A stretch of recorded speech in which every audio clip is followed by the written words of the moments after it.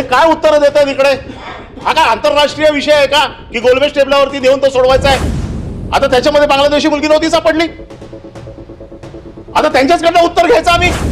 आज किरीट सोमय्याला तर तुम्ही आता काय काम ठेवलं नाही, अर्धे सगळे नेले तिकडे, ते आपले घेऊन फिरतायत सगळीकडे. अरे त्यांना माझ्या बरोबर पाठवा, मी असे 2000 लोक शोधून देतो एका दिवसात. हा देशाच्या राष्ट्रीय सुरक्षतेचा विषय आणि देशाची राष्ट्रीय सुरक्षता प्रथम आहे, त्याच्या बाबतीत कुठलाही कॉम्प्रोमाइज होऊ शकत नाही. परंतु हे जे काय आता सांगतायत गृहराज्यमंत्री की केंद्र सरकारचा इनपुट, त्याच्यावरती कारवाई, मग कशा प्रकारची कारवाई होते, कशा प्रकारची कारवाई होते नाही. अहो मुंबईमध्ये पोलिसांना आणि महानगरपालिकेला काय माहित नाही असं कधी झालंय? कुठली वस्ती अशी आहे की जिकडे बांगलादेशी नाही आहेत? जिथे जिथे झोपडपट्ट्या बांधल्यात आणि ज्या झोपडपट्ट्यांमध्ये कारखाने चालतायत, त्यांची मोडस ऑपरेंडी काय?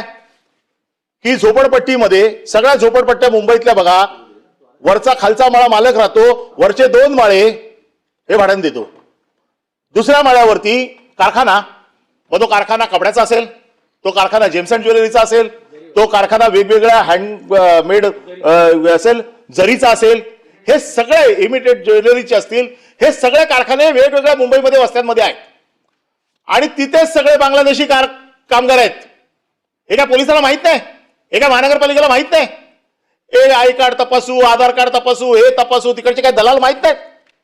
हे काय उत्तर देतात इकडे? हा काय आंतरराष्ट्रीय विषय आहे का की गोलमेज टेबलावरती देऊन तो सोडवायचा आहे? अरे लोकल पोलिसांना सांगितलं तर 15 दिवसात साफ करून टाकतील, 15 दिवस पण नाही लागणार. आज सगळे धंदे जे आहेत, जसं तुम्ही सांगितलं बांधकाम व्यवसायामध्ये आज ते लोक आहेत, आज जेम्स अँड ज्वेलरीमध्ये ते लोक आहेत, आज फुलांचं मुंबईमध्ये डेकोरेशन चालते त्याच्यामध्ये ते लोक आहेत, मच्छी ते लोक विकतायत, आज फेरीवाले ते लोक आहेत. हे काय पोलिसांना माहित नाही? हे महानगरपालिकेला माहित नाही? आज राज्य कोणाचं पण असू देत, या यंत्रणा तर त्याच आहेत ना. आज मी आहे राज्यावरती, उद्या तुम्ही आहात, पण यंत्रणा तर त्याच आहेत ना. यात यंत्रणाला काय माहित नाही का हे कोण आहेत ते? आणि म्हणून आज तुमचेच लोक आरोप करतायत की भारतीय जनता पक्षाच्या कार्यकर्त्याला दम देत आहेत तुमचंच सरकार, आणि दम तुम्ही खाताय आणि सभागृहात येऊन सांगताय की आम्ही दम खातोय म्हणून. एक फार गंभीर आहे हे. हा जो विषय राष्ट्रीय सुरक्षेचा विषय, 2-5 बांगलादेशी इथे राहिले मोठा विषय नाही आहे, पण त्याच्यात 2-4 अतिरेकी आले बांगलादेशातला आणि देशाचं घातपात घडवून गेले तर फार मोठा विषय आहे. नीट समजून घ्या विषयाचं गांभीर्य. हे राजकारण म्हणून या विषयाकडे बघू नका. हा विषय देशाचा राष्ट्रीय सुरक्षेचा विषय, आपले आणि बांगलादेशचे संबंध जे काही ताणलेत त्या दृष्टिकोनातून या विषयाकडे बघितलं पाहिजे. आज किरीट सोमय्याला तर तुम्ही आता काय काम ठेवलं नाही, अर्धे सगळे नेले तिकडे, ते आपले घेऊन फिरतायत सगळीकडे. अरे त्यांना माझ्या बरोबर पाठवा, मी असे 2000 लोक शोधून देतो एका दिवसात. असेच देतो, बँड्रा पासून अंधेरीपर्यंत तुम्ही माझ्या बरोबर चला, मी तुम्हाला 2 दिवसात 2000 लोक शोधून देतो. प्रवीण दरेकरला काय माहित नाही आपल्या भागात कुठे आहेत ते? मुंबई जे राहणाऱ्या लोकांना माहित नाही कुठे राहतात ते? हे सगळ्यांना माहिती आहे, पण ह्याला राजकीय विषय करू नका. आणि जर करायचाच असेल हा विषय तर माझी स्पेसिफिक मागणी आहे. आज डान्स बार मध्ये मुली कोण नाचते? तो बांगलादेशातल्या मुली नाचत नाही, पण आता मी कोणाला प्रश्न विचारू डान्स बारचा? ज्यांच्या डान्स बारवरती कारवाई करतात पोलीस, आता त्याच्यामध्ये बांगलादेशी मुलगी नव्हती सापडली, आता त्यांच्याचकडनं उत्तर घ्यायचं आम्ही. सभागृहाचं तुम्ही नीट पावित्र्य जपा. या सभागृहाचा उपयोग राष्ट्रीय सुरक्षतेसाठी झाला तर तो जास्त सोयीचा आहे, हा राजकीय विषय नाही. माझा साधा प्रश्न आहे, तुम्ही टास्क फोर्स तयार करा, अतिशय डीपली जाऊन प्रत्येक झोपडपट्ट्यांमध्ये, प्रत्येक वस्त्यांमध्ये त्यांची एकदम सखोल तपासणी झाली पाहिजे. याला कोम्बिंग ऑपरेशन म्हणतात. कोम्बिंग ऑपरेशन केलं पाहिजे. याच्यामध्ये नुसते तुमचे आधार कार्ड आणि कागदपत्र तपासून होणार नाहीयेत. उद्या याच्यामध्ये किती क्रिमिनल्स आहेत. तुम्ही जरा आर्थर रोड पासून सेशन कोर्टात ज्या गाड्या येतात त्या गाड्यांच्या इकडे जरा उभे राहा, तुम्हाला आपोआप सापडतील किती बांगलादेशी आलेत ते सांगत पण नाहीत आम्ही बांगलादेशी आहे म्हणून. ते सगळे सांगतात आम्ही भारतीय आहोत म्हणून. आता किती लोक वेगवेगळ्या पदावर आलेले आहेत. आता ते म्हणतात की जिंकले जास्तीत जास्त मतदार याच्यावरती. आता 288 मध्ये 2.25 तर तुम्हीच जिंकलेत. आता का त्यांच्या मतावर जिंकले? आमच्यासाठी काही ठेवलंच नाही, मग कोणाच्या मतावर जिंकले? त्याच्यामुळे हा विषय राजकीय नाहीये. या विषयात माझी सरकारकडे एकच मागणी आहे की हा विषय घ्यायचा असेल पुढच्या 3 महिन्यात सरकारने स्पेशल टास्क फोर्स करावा.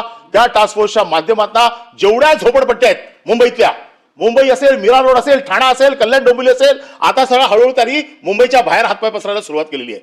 त्याच्यामुळे ह्या झोपडपट्ट्यामध्ये विशेषतः ज्या झोपडपट्ट्या 1 माळ्यापेक्षा 5 माळ्यापर्यंत आहेत, या सगळ्या झोपडपट्ट्यांची तुम्ही स्पेशल कॉम्बिंग करा आणि त्या स्पेशल कोम्बिंग ऑपरेशन मध्ये तुम्हाला हे सगळे सापडतील आपोआप. बाहेर कुठे शोधायला जायची गरज नाही. पोलीस स्टेशनचे रेट सांगू काय मी?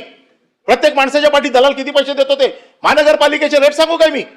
आणि हे जर झालं नाही तर पुढच्या अधिवेशनामध्ये आम्हाला बांगलादेशींना मुंबईमध्ये ठेवण्यासाठी महानगरपालिका आणि पोलीस यांचं दरपत्रक आम्हाला जाहीर करावं लागेल. आणि म्हणून माझी सरकारकडे विनंती आहे, पण सरकारने देखील याचा गांभीर्याने विचार केला पाहिजे.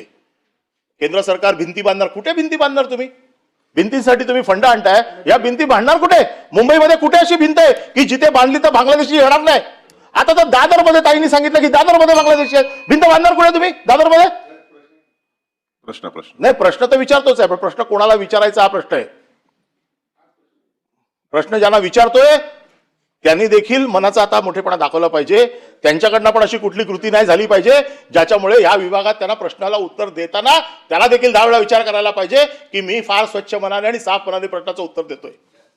आणि म्हणून माझा स्पेसिफिक प्रश्न आहे, पुढच्या 3 महिन्यात टास्क फोर्स तयार करून प्रत्येक अशा वस्त्यांची झाडाझडती घेऊन याच्यातनं बांगलादेशी शोधून याच्यातले गुन्हेगार शोधून देशाच्या सुरक्षिततेला धोका होणार नाही याची जबाबदारी सरकार घेणार का?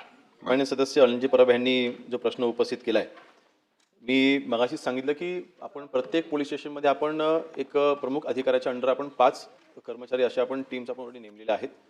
मुंबईमधल्या प्रत्येक पोलीस स्टेशनमध्ये आपण ह्या स्पेशल टीम्स फक्त बांगलादेशींच्या वरती ह्या कारवाई आपण करतोय आणि या ATSने आपण सोबत घेऊन करतोय. आपल्या संयुक्त कारवाई आहेत. त्यांच्या म्हणण्यावरून असं जाणवतंय की त्यांच्याकडे भरपूर इन्फॉर्मेशन आहे आणि कुठे कुठे मुंबईमध्ये बांगलादेशी राहतात. माझ्या माहितीप्रमाणे ते ज्या पक्षाचं काम करतात त्या भागामध्ये ते विभाग प्रमुख देखील आहेत. ज्या भागामध्ये ते नेतृत्व करतात त्यांनी तिथली इन्फॉर्मेशन आम्हाला द्यावी. नक्कीच त्याच्या आधारे आम्ही कारवाई करू, काही अडचण नाही. पोलिसांच्या कारवाई होतच आहेत, पण त्याच्यामध्ये आपल्याकडे जी इन्फॉर्मेशन आहे ती आपण आम्हाला द्यावी. उपस्थित केले आपल्याकडे असतील तर आपण द्यावी ना, आम्ही कारवाई करू त्याच्यावरती. पोलीस तर कारवाई करतच आहे, पोलीस कारवाई करतोच आहेत, पोलीस कारवाई करतोच आहे. आपल्याकडे जी इन्फॉर्मेशन आहे ती आम्हाला द्यावी. आणि मला वाटतं प्रश्न विचारत असताना आपण व्यक्तीला प्रश्न, आपण शासनाला प्रश्न विचारताय आणि मी इथे शासन म्हणून उत्तर देतोय. आणि शासन म्हणून आज एक गृहराज्यमंत्री म्हणून जरी असलो तरी सुद्धा मी शासन म्हणून उत्तर देत असताना शासनाची छबी कुठेही बिघडेल असं कुठलंही कृत्य मी आजपर्यंत केलेलं नाही आणि करणारही नाही. महाविकास आघाडी असताना 2.5 वर्षामध्ये काय काय दिवे लावलेत, काय काय गोष्टी केलेल्या आहेत या मला आता मला ते बोलून मला वेळ घालवायचा नाही. परंतु सभापती महोदय आज त्यांनीच म्हटलंय की हा प्रश्न राजकारणाचा नाही, हा प्रश्न काय आजपासून नाही. मी मगाशी म्हटलं 1 वर्षापासून ते 40 वर्षापर्यंत, 40 वर्षापासून जे बांगलादेशी राहत आहेत, मग त्यांचे सरकार असताना बांगलादेशी आले ना, त्यावेळेला तुम्ही किती कारवाई केल्या? तो मगाशी मी आकडा सांगितला.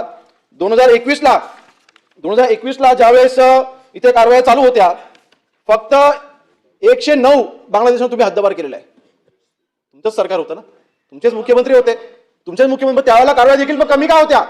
मग तेव्हा तुमच्याकडे इन्फॉर्मेशन नव्हती का? सभापती मध्ये माझं म्हणणं फक्त एवढंच आहे. मग 2021 ला 109 हद्दपार केले, 2025 आपण 2376 आपण हद्दपार केलेले आहेत. कारवाई कोणी जास्त केल्या मला राष्ट्रामध्ये जायचं नाही.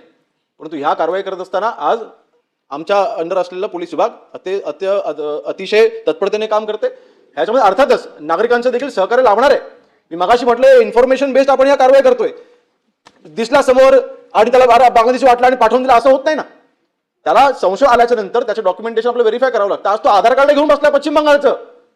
मग आधार कार्ड पश्चिम बंगालच्या सरकारकडे आपण पत्रव्यवहार करतो, त्या आधार कार्डचं व्हेरिफिकेशन आपण करतो.